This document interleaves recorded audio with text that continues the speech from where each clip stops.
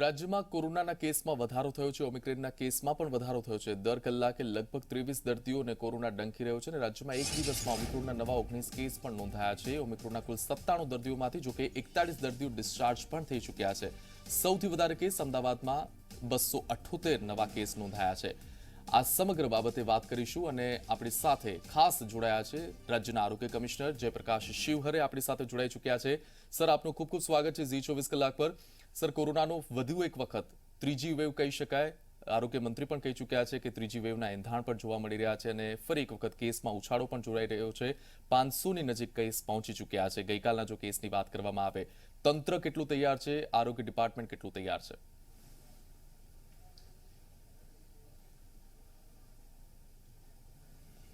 એક તો આપણે જ્યારે બીજી લહેરની વાત હતી ત્યારે આપણે ખૂબ જ સારી રીતે ત્યારથી જ તૈયારી શરૂ કરી હતી કે આપણે જ્યારે પણ થર્ડ વેવ કદાચ આવે તો આપણે આનો સામનો કરી શકીએ। આ રીતે રાજ્યમાં હોસ્પિટલ્સમાં બેડની સંખ્યા, ઓક્સિજન લાઇનોની સંખ્યા વધારવામાં આવી, વેન્ટિલેટર્સ પૂરતા પ્રમાણમાં રાજ્યમાંથી ઉપલબ્ધ કરાવવામાં આવ્યા, કેન્દ્ર સરકારમાંથી પણ આમાં તમામ મદદ મળી છે।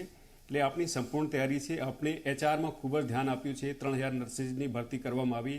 આપણે ડૉક્ટર્સથી માંડીને સ્પેશિલિસ્ટ હોય કે સપોર્ટ સ્ટાફ હોય, ક્લાસ 4 સ્ટાફ હોય, 1,32,000 જેવા એ સ્ટાફને આપણે ટ્રેનિંગ પૂરી પાડી છે અને એમનું વારંવાર આપણે એમની રિફ્રેશર કોર્सेस કર્યા છે જેથી આ લોકો સારી રીતે માહિતગાર રહે એમનો રોલ શું રહેવાનું છે અને એક સતત ચાલતી પ્રક્રિયા છે। આપણે અત્યારે પણ આ એક ટ્રેનિંગ પ્રોગ્રામમાં ખૂબ જ ભાર મૂકી રહ્યા છીએ કે પેરીફેરીમાંથી પણ જ્યારે જરૂર પડે ડૉક્ટર્સ અને નર્सेज આવીને આઈસીયુમાં ફરજ બજાવી શકે। આ રીતે અત્યારે પણ ટ્રેનિંગ તમામ અમારે મેડિકલ કોલેજમાં ચાલી રહી છે। એટલે તંત્રની, સરકારની સારી રીતે ખૂબ જ તૈયારી છે, પણ આ ખૂબ જ અગત્યનું છે કે આપણે સાવચેતી રાખીએ।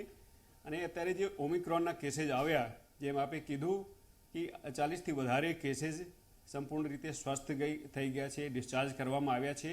એટલે આપણે જે ભારત સરકારની ગાઈડલાઇન્સ હતી, આ ઉપરાંત આપણે ભારત સરકારે કીધું હતું કે 8મા દિવસે એમની ટેસ્ટિંગ કરવામાં આવે, જો નેગેટિવ હોય તો પણ 8મા દિવસે કરવામાં આવે। આપણે શરૂઆતમાં 4થા દિવસે ટેસ્ટિંગ ચાલુ કરી અને આમાંથી ઘણા કેसेज આવ્યા એટલે આપણે ટેસ્ટિંગની ફ્રિકવન્સી વધારીને હવે 3જા, 5મા અને 7મા દિવસે ટેસ્ટિંગ કરીએ છીએ। એટલે કોઈને પણ શંકાસ્પદ લક્ષણો જણાય તેમની તરત જ ટેસ્ટિંગ થાય છે અને ના પણ હોય લક્ષણો તો પણ રૂટીનમાં પણ ટેસ્ટિંગ થાય છે। આ રીતે આપણે તમામ પ્રયાસ કરી રહ્યા છીએ।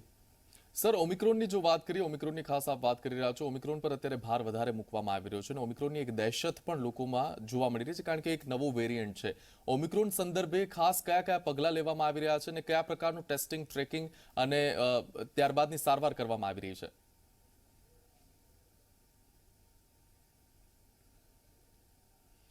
ઓમિક્રોન માટે જે ટેસ્ટિંગ ફેસિલિટી છે WHO પણ ગાઈડલાઇન્સ બહાર પાડી છે કે આ જે RT-PCR ટેસ્ટ થાય છે આમાંથી ડિટેક્ટ થાય છે અને આપણે વધારાની અહીંયા GBRCમાં ફેસિલિટી કરવામાં આવી છે કે તમામની આપણે જીનોમ સિક્વેન્સિંગ માટે રિપોર્ટ મોકલીએ છીએ।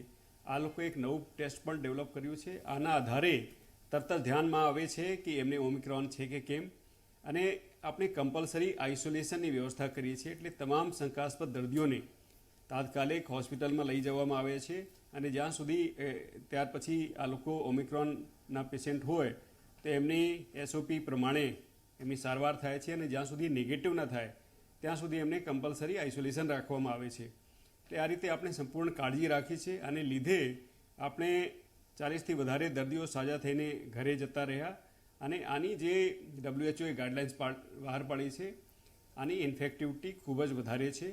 એટલે આપણે કાળજી રાખવાની તો જરૂર છે જ। બીજા કેसेस પણ વધી રહ્યા છે એટલે આ માટે આપણે કોવિડ અપ્રોપ્રિએટ બિહેવિયર, જે માસ્ક પહેરવાનું છે, સોશિયલ ડિસ્ટન્સિંગ જાળવવાની છે અને જે પણ લોકો હજુ વેક્સિનથી વંચિત હોય એમને 100% લોકોએ વેક્સિન લેવી જોઈએ। હવે બાળકો માટે 15થી 18 વર્ષના જે બાળકો છે એમને માટે રસીની વ્યવસ્થા ભારત સરકારે કરી છે। આપણે 3જી તારીખથી તમામ શાળાઓમાં અને જે પણ ITIમાં કે અન્ય જગ્યાઓ જ્યાં પણ બાળકો હોય ત્યાં બાળકો માટે આપણે કેમ્પો આયોજિત કરીને તમામ બાળકોનું જે એલિજિબલ એજ ગ્રુપમાં છે એમનું વેક્સિનેશનનું આયોજન કરી રહ્યા છીએ। 7મી જાન્યુઆરીના રોજ એક મેગા ઝુંબેશ કરવામાં આવશે અને આપણો પ્રયાસ છે કે મોટા ભાગના બાળકોને આપણે 7મી સુધીમાં કવર કરી લઈએ। જે આઉટ ઓફ સ્કૂલ ચિલ્ડ્રન હોય એમની માટે આપણે 8મી અને 9મી તારીખે ઇવનિંગ સેશન્સ રાખી રહ્યા છીએ અને આમાં પણ તમામ જે પણ સાઇટ્સમાં હોય, કોઈ વર્કિંગ પ્લેસીસ હોય, ત્યાં જઈને અમારી ટીમો કામ કરશે અને બાળકોનું રસીકરણ કરશે. એટલે હજુ પણ વેક્સિનેશન માટે અમે વારંવાર આગ્રહ કરીએ છીએ, લોકોને વિનંતી કરીએ છીએ કે જે લોકો વેક્સિનથી વંચિત હોય આ વેક્સિન લે. ઘણા કેસીસમાં જે લોકો વેક્સિનેટેડ છે એમને પણ કોવિડ થાય છે, પણ આપનો અનુભવ એવું જણાય છે, રિસર્ચ એવી જણાય છે કે એમને વેક્સિન લીધા પછી સંક્રમણ થાય તો પણ આની સિવિયરિટી ઓછી રહે છે. એટલે આપણે જો મોર્ટેલિટી અને મોર્બિડિટી આપણે ઘટાડી શકીએ છીએ. સર, વેક્સિનેશનની આપ વાત કરી રહ્યા છો. વેક્સિનેશનમાં અત્યારે ગુજરાત ક્યાં છે? ગુજરાતમાં કેટલા લોકો એવા છે કે જેમણે હજુ પણ 2 ડોઝ નથી લીધા? અને સાથે સાથે જ્યારે હવે પ્રિકોશનરી ડોઝ આપવાની પણ વાત છે, જે 60 વર્ષથી ઉપરના વ્યક્તિઓ છે એમના માટે અને જે હેલ્થ વર્કર્સ, ફ્રન્ટલાઇન વોરિયર્સ છે એમના માટે, ત્યારે કેટલા વ્યક્તિઓને આ પ્રિકોશન ડોઝ આપવામાં આવશે? એના માટેની કેવી તૈયારી છે?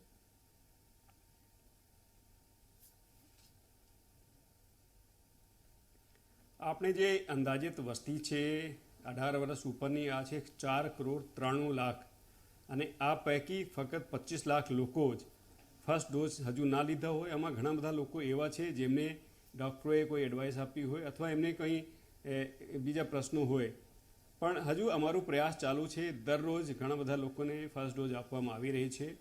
13 જિલ્લાઓમાં 100% લોકોને ફર્સ્ટ ડોઝ આપવામાં આવી છે અને દરરોજ આનું કવરેજ વધતું જાય છે. બીજી ડોઝમાં જે લોકો ડ્યુ થઈ ગયા છે આ પૈકી આપણે ફક્ત 27 લાખનું બેકલોગ રહે છે અને આ બેકલોગ પ્રયાસ કવર કરવા માટે અમારી ટીમો સતત કાર્યરત છે. અત્યાર સુધીમાં રાજ્યમાં 8,90,00,000 વેક્સિન, 8.9 કરોડ વેક્સિન્સ લોકોને આપવામાં આવી છે અને હવે જે બાળકો માટેનું રસીકરણ થવાનું છે આમાં આશરે 35 લાખથી વધારે બાળકોનું રસીકરણ થવાનું છે. અને જે પ્રોટેક્શન ડોઝની વાત છે, health care workers, frontline workers અને સિનિયર સિટીઝન્સ જેમને બીજા ડોઝ પછી 9 મહિના થઈ ગયા હોય, આ લોકોની વેક્સિનેશન 10મી જાન્યુઆરીથી ચાલુ થશે. આપણું જે તમામ વ્યવસ્થાઓ આખા રાજ્યમાં છે જ, વોક ઇન જઈને આ લોકો વેક્સિનેશન કરાવી શકે છે, એડવાન્સમાં આ લોકો રજિસ્ટ્રેશન કરાવી શકે છે. પણ આપણા રાજ્યમાં તમામ પૂરતી વ્યવસ્થાઓ છે, લોકોને ખૂબ જ સંતોષ છે. એટલે આપણે બધી રીતે આપણે પ્રયાસ કરીએ છીએ કે એમના પડોશમાં જઈને, એમના કમ્યુનિટીમાં જઈને, એમના વર્ક પ્લેસમાં જઈને આપણે વેક્સિનેશન કર્યું છે અને લીધે આપણું પ્રમાણ ખૂબ સારું છે. ફર્સ્ટ ડોઝ 95% એલિજિબલ વસ્તીને આપવામાં ઓલરેડી આવી છે. એટલે આપણું પ્રમાણ આખા રાજ્યમાં જોઈએ તો નેશનલ એવરેજ કરતાં આપણે ખૂબ જ આગળ છીએ.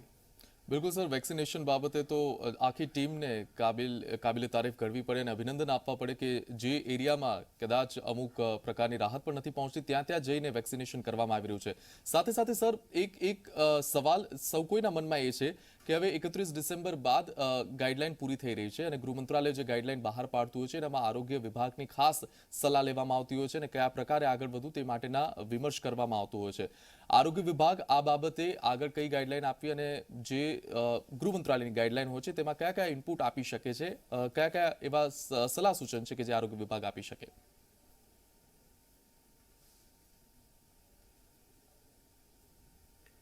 સરકાર માટે એક ખૂબ જ અગત્યનો વિષય છે કે જ્યાં સુધી આપણે તમામ લોકો ઈચ્છીએ છીએ અને સરકાર પણ ઈચ્છે છે કે નોર્મેલસી આવી જોઈએ. એટલે જેથી આપણી આર્થિક ગતિવિધિઓ છે કે કોઈ પણ સામાન્ય કામગીરી છે સારી રીતે ચાલી શકે. એટલે આ સરકાર પાસે સદૈવ એક મુદ્દો હોય છે કે કેટલા પ્રતિબંધ લાદવીએ જેમાંથી આપણે જે સંક્રમણ સાથે બચાવ પણ થઈ શકે અને રૂટીન એક્ટિવિટીઝ ઓછીમાં ઓછી પ્રભાવિત થાય. અને આ માટે સરકારમાંથી દરરોજ ઓલમોસ્ટ મોનિટરિંગ થાય છે. માનનીય મુખ્યમંત્રીશ્રીની કચેરીથી દરરોજ મોનિટરિંગ થાય છે, રિપોર્ટ્સ મોકલવામાં આવે છે.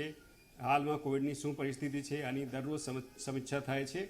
એટલે આ એક સતત ચાલતી પ્રક્રિયા છે, આ ડાયનેમિક સિચ્યુએશન છે અને આમાં સરકાર જ્યારે જરૂરિયાત જણાય ત્યારે જરૂરી પ્રતિબંધો મૂકે છે. હવે સરકારમાંથી જે ભારત સરકારની જે ગાઈડલાઇન્સ છે આ ધ્યાને રાખીને, સમગ્ર પરિસ્થિતિ ધ્યાને રાખીને સરકાર યોગ્ય નિર્ણય લેશે. સર, એક સવાલ એ પણ કે જે આ વખતે કેસ આવી રહ્યા છે તે કેસમાં હોસ્પિટલાઇઝેશન છે તે ઓછું થઈ રહ્યું છે, એટલે લોકો ઘરે સારવાર લઈ રહ્યા હોય તે પ્રકારના કેસ જોવા મળી રહ્યા છે અને હોમ આઇસોલેટ થઈ અને સારવાર લેવામાં આવી રહી છે. આ પ્રકારે જો આગળ વધવામાં આવે અને આ પ્રકારે જો કેસ આવતા રહેશે તો શું આ એક સારી સાઇન છે, રાહતના સમાચાર છે કે હોસ્પિટલાઇઝેશન ઓછું થઈ રહ્યું છે?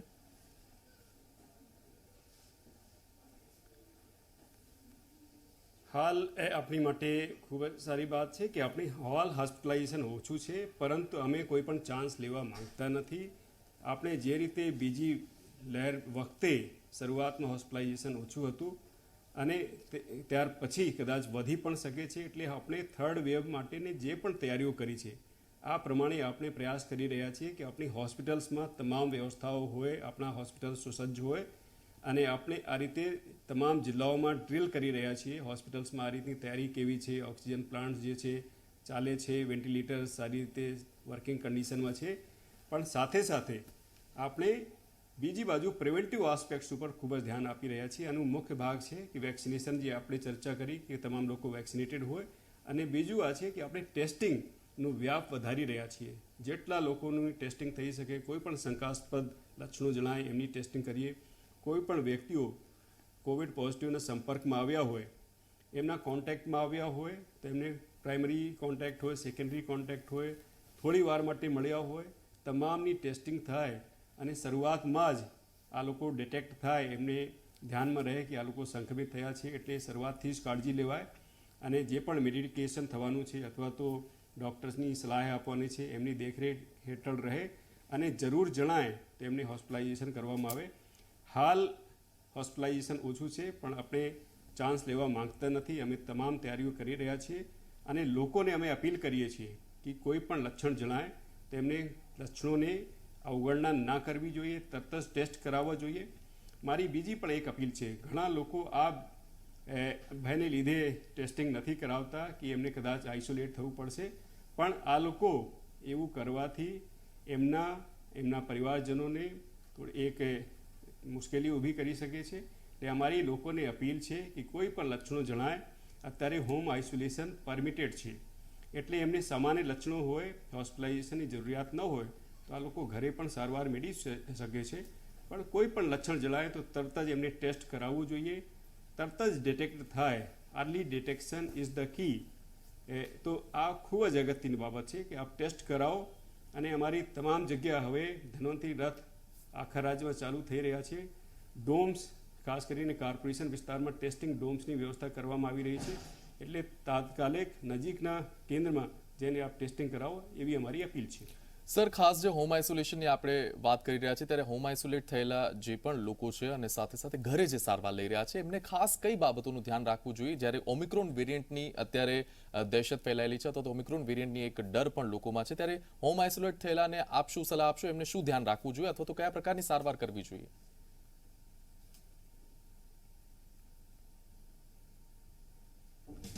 એમને અમારી ટીમો વિઝિટ કરતી હોય છે. કોઈ પણ ડૉક્ટરના સંપર્કમાં રહે, વધારે પાણી એટલે લિક્વિડ વધારે લેવાનું, એમના ટેમ્પરેચરની મોનિટરિંગ કરવાની છે, પલ્સ ઓક્સિમીટરથી પણ આપણે બધી અમને મોનિટરિંગ કરવાની છે.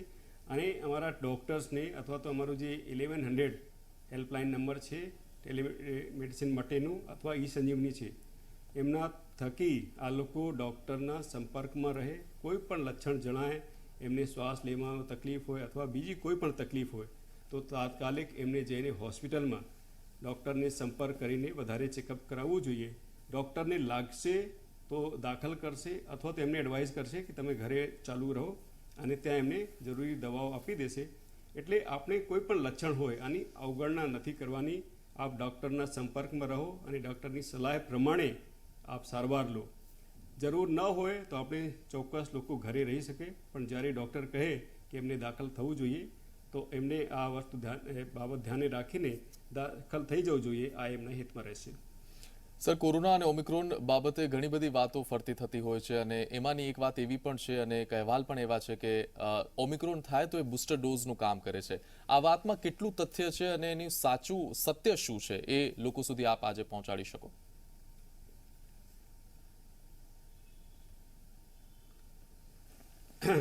ભારત સરકારે વેક્સિનેશનનું દુનિયાનું સૌથી મોટું વેક્સિનેશન પ્રોગ્રામ ચાલુ કર્યું છે. વેક્સિન અવેલેબલ છે, એટલે આ વેક્સિન 100% સેફ છે, એટલે વેક્સિન જ લેવી જોઈએ.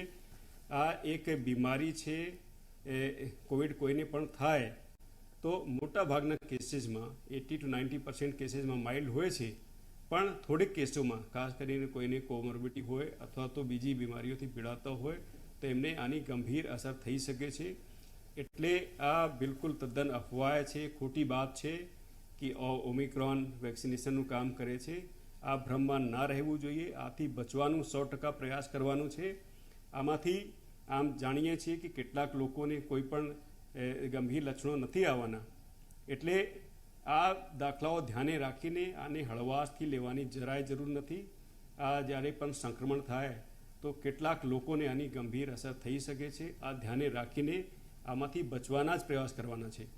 અને આજની તારીખે જ્યારે આપણી પાસે વેક્સિનનું ઓપ્શન ખુલ્લું છે તો બચવા માટે વેક્સિન જ લેવી જોઈએ. આ ટેસ્ટેડ હોય છે અને આની કોઈ પણ આડઅસર નથી. 140 કરોડની આજુબાજુ લોકોને દેશમાં વેક્સિન આપવામાં આવી છે. આપણા રાજ્યમાં આશરે 9 કરોડ લોકોને આપવામાં આવી છે, એટલે સંપૂર્ણ સેફ છે.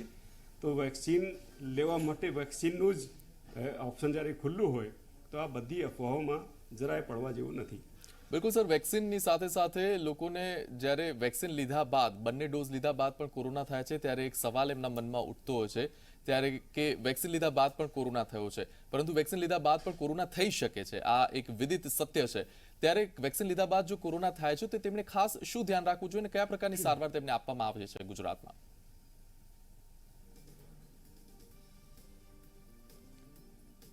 જ્યારે આપણે વેક્સિનની વાત કરીએ છીએ કે કોઈ પણ વેક્સિન 100% આમાંથી પ્રોટેક્શન નથી આપતી. આપણે જાણીએ છીએ કેટલી વેક્સિન 65% એની એફિકેસી હોય કે 75% એફિકેસી હોય, એટલે બાકીના કિસ્સાઓમાં ચોક્કસ એમને આનું અસર થઈ શકે છે.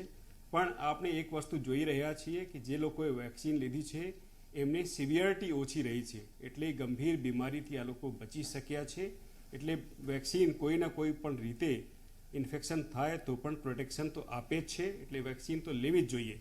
અને જ્યારે પણ કોઈને પણ સંક્રમણ થાય તો મેં જેમ અગાઉ કીધું, આપ ડૉક્ટરની સલાહ લો. અત્યારે હવે ભારત સરકાર દ્વારા નવી દવાઓ પણ મંજૂર કરવામાં આવી છે. આપણી પાસે દવાઓનો પૂરતો જથ્થો છે. ઓક્સિજન, વેન્ટિલેશન, આ બધાની વ્યવસ્થાઓ આપણા રાજ્યમાં પૂરતા પ્રમાણમાં છે. હવે ડૉક્ટરોને 1.5 વર્ષનો અનુભવ છે. આ લોકો કઈ રીતના લક્ષણોમાં શું સારવાર આપી હવે ડૉક્ટર્સ કોન્ફિડન્ટ છે. એટલે આપ ડૉક્ટરની સલાહ મુજબ કામ કરો અને જરૂર જણાય તો આપ ભરતી થઈ જાઓ, એવી અમારી અપીલ છે લોકોને. સર, આવતીકાલે 31st છે અને ન્યૂ યરની પાર્ટીનો એક ક્રેઝ પણ જોવા મળતો હોય છે અને ગત વર્ષે પણ લોકો કોરોનાને કારણે ઘરમાં હતા, ત્યારે આ વખતે પણ ફરી એક વખત કોરોનાની દહેશત છે, આપણે ધ્યાન રાખવાનું છે. લોકોને આપની સલાહ શું રહેશે?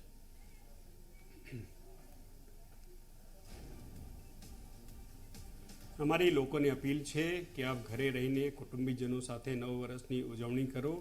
અત્યારે જે મહાનગરોમાં કર્ફ્યુ છે આ 11 વાગ્યાથી ચાલુ થાય છે, એટલે બહાર લોકો ના નીકળે મધ્યરાત્રે, એવી અમારી અપીલ છે.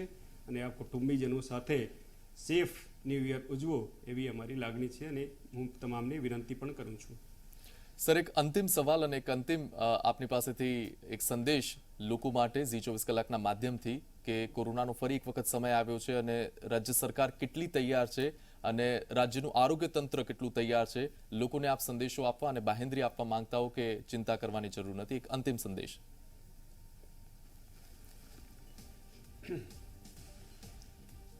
અત્યારે જે રીતે છેલ્લા અઠવાડિયામાં કેसेस અચાનક વધ્યા છે, આપણી માટે થોડીક ચિંતાનો વિષય છે. પણ અમારો પ્રયાસ છે વધારે ટેસ્ટિંગ કરીને આ સંક્રમણને અટકાવીએ. આમાં લોકો સહકાર આપે, માસ્ક પહેરીને રાખે અને સોશિયલ ડિસ્ટન્સિંગ જાળવે અને વેક્સિનેશનમાંથી હજુ જે લોકો વંચિત રહી ગયા હોય વેક્સિનેશન લે. આ વસ્તુઓ લોકોના હિતમાં, આરોગ્યના હિતમાં છે. ને આપણે થર્ડ વેવની તૈયારી માટેની આખી જે ડોક્યુમેન્ટ તૈયાર કર્યું હતું, 1,10,000થી વધારે બેડ, આપણે 30,000ની આજુબાજુ આપણે આઈસીયુ બેડ્સ અને પૂરતા પ્રમાણમાં ઓક્સિજનની વ્યવસ્થા, પીએસએ પ્લાન્ટ્સ, આ બધી તૈયારીઓ કરવામાં આવી છે. આપણે સારી રીતે ડૉક્ટર્સની અને અન્ય સપોર્ટ સ્ટાફની તાલીમ કરી છે.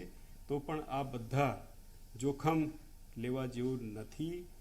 ભલે રાજ્યમાં સારી રીતે તૈયારી હોય, પણ દરેક વ્યક્તિને આ રીતે વિચારવું જોઈએ કે આપણે મૃત્યુનું પ્રમાણ ભલે ઓછું હોય પણ મને કોઈ તકલીફ થાય, મારે હોસ્પિટલાઇઝેશન થવું પડે આની કરતાં મારે કાળજી લેવી જોઈએ કે હું આ બીમારીથી બચી શકું. આ જ મારા હિતમાં છે અને મારા કુટુંબીજનોના હિતમાં છે. એટલે મારી ફરીથી લોકોને અપીલ છે કે આપણા પોતાના સ્વાસ્થ્ય અને કુટુંબીજનોના સ્વાસ્થ્ય માટે ખૂબ જ કાળજી રાખીએ. અને અત્યારે જ્યારે સંક્રમણનું પ્રમાણ વધી રહ્યું છે તો આપણે થોડી કાળજી રાખશું અને જેમ લક્ષણો જણાય તાત્કાલિક ટેસ્ટિંગ કરાવશું તો ચોક્કસ આમાંથી આપણે બચી શકશું અને સંક્રમણને અટકાવી શકશું.